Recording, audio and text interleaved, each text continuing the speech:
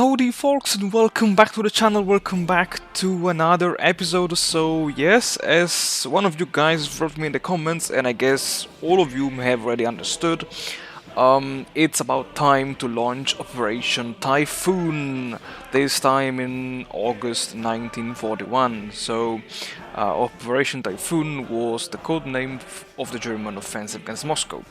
Here, Typhoon will be launched simultaneously against Moscow and Stalingrad.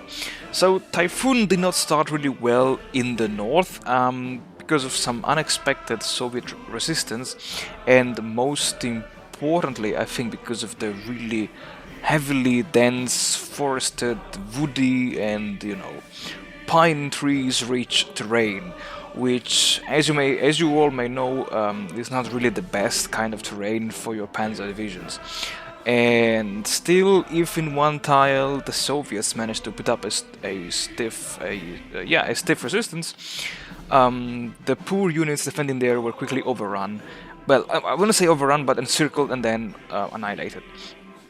In the south, I think von Manstein just pierced through and smashed through the enemy lines, while even further south, von Kleist first Panzer group simply met no opposition on the way to Stalingrad. And this, let's say, suggested to me that the Red Army has reached the point of no return.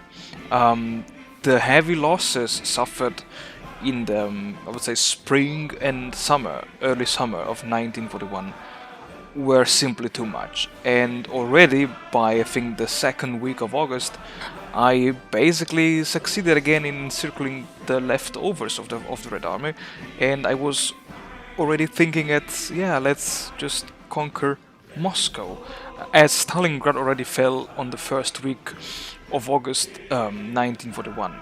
And seriously, the game was already over when I started this. In 2 weeks.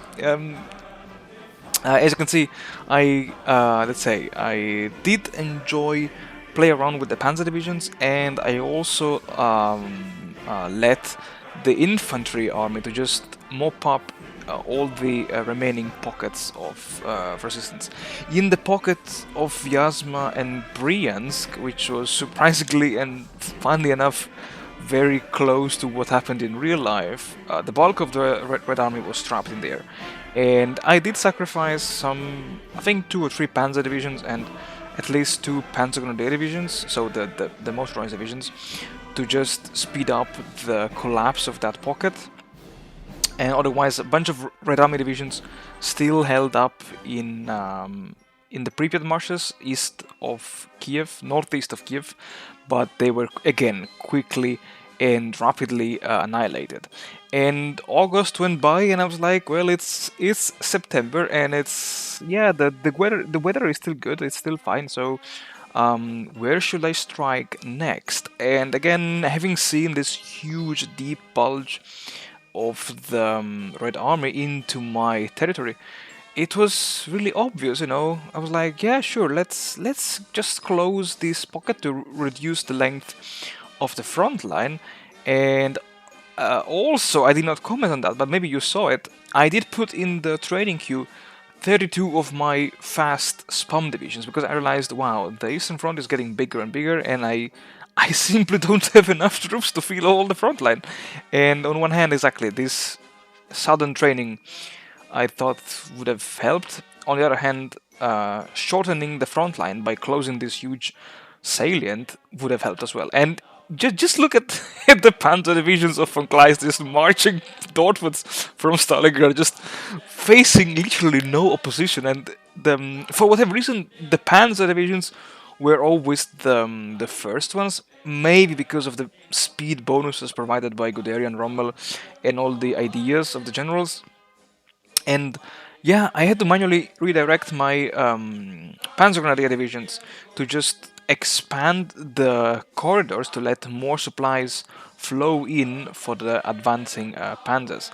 The poor trapped Red Army, I saw there a tank division trying to kind of force its way in, but of the pocket, but it was just basically impossible. It was too late, and again, Yeah, I mean, I was like, what's the point of making these huge pockets if they're freaking empty because the Red Army is completely run out of manpower? And wow, oh my god, I was so excited because not even in the Total War mode such a huge, a deep and fast and oh my god, advance ever occurred.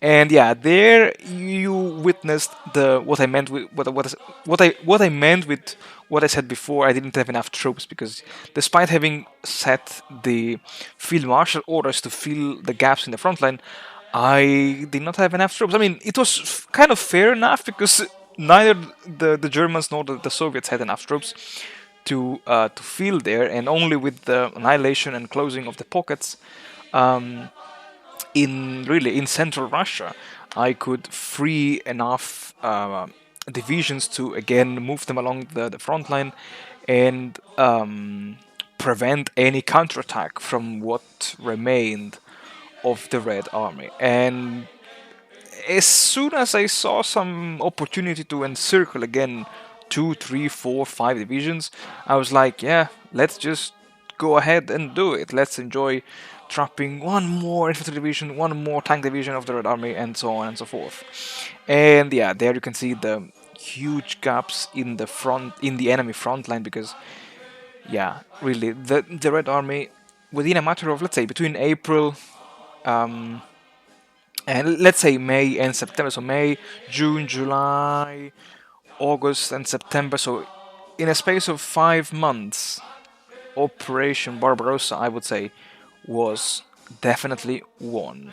Also because there was the in-game timer of capturing Leningrad, Kiev, Moscow, and Stalingrad within, I think, I don't know how many days, but yeah, that was achieved with great success.